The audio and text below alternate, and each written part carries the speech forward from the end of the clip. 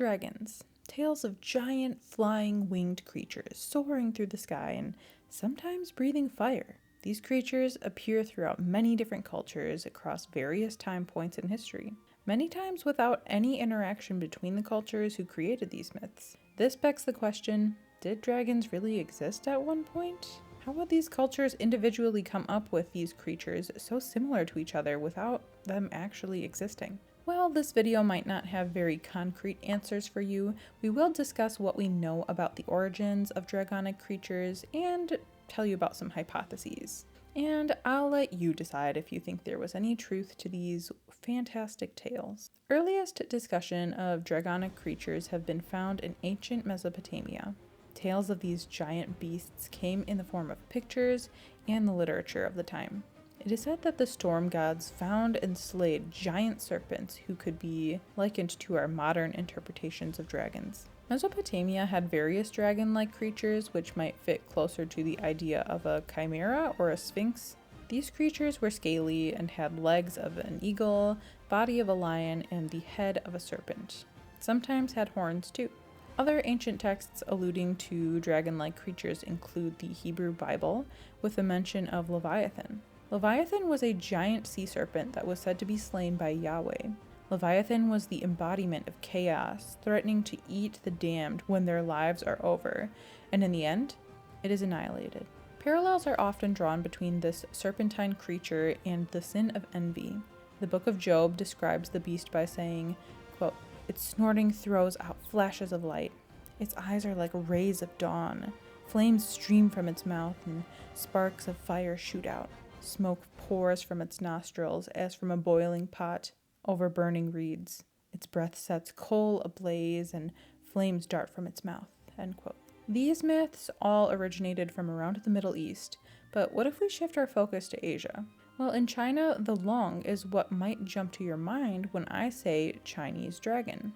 The reason behind the origin of these particular dragonic creatures is unknown, but scholars believe that they are rooted in worship of the thunder or rain, or a creature based on alligators and snakes, some kind of reptile. They are used to draw parallels to power and strength.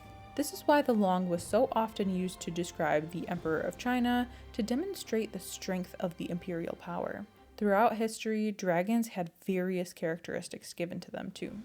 Sometimes they represented power, as was the case with imperial China, but other times they were wise and protective.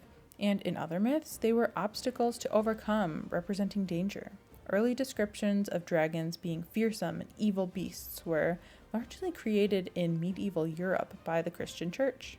Legends arose telling of godly saints who vanquished Satan in the form of these evil beasts while rescuing an innocent maiden and collecting a substantial reward of treasure and jewels. Vanquishing a dragon was not only an important career opportunity for an ambitious medieval man, but according to legend, it was also a way to raise armies. At the time, it was believed that collecting dragon teeth and burying them was a great way to expand the armed forces in a country. Just bury the teeth and ripped men with swords and shields will just emerge from the earth, ready to fight whatever righteous cause you're trying to wrestle up an army for. Apparently. Interestingly, many of these medieval European texts that describe fire-breathing dragons don't actually describe them as having legs. They're more like fire-breathing snakes. Many scholars believe various cultures have a dragon-like creature within their folklore and history, not because of eyewitness accounts, but because of dinosaur bones or reptiles that were observed within those areas. For example, a group of sailors described seeing a dragon while sailing through Indonesia, but the overwhelming theory for this encounter is not that they ran into a fire-breathing beast protecting some treasure, but that they had seen a Komodo dragon.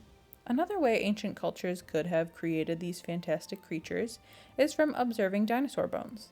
Scholars noted that the origin of some dragonic creatures in ancient India originated from areas close to a fossil bed in the Himalayas. If locals observed these fossils, of course they would draw conclusions about them, and perhaps that's where these stories came from. That is all I have for you on the origin of dragons that you probably didn't know.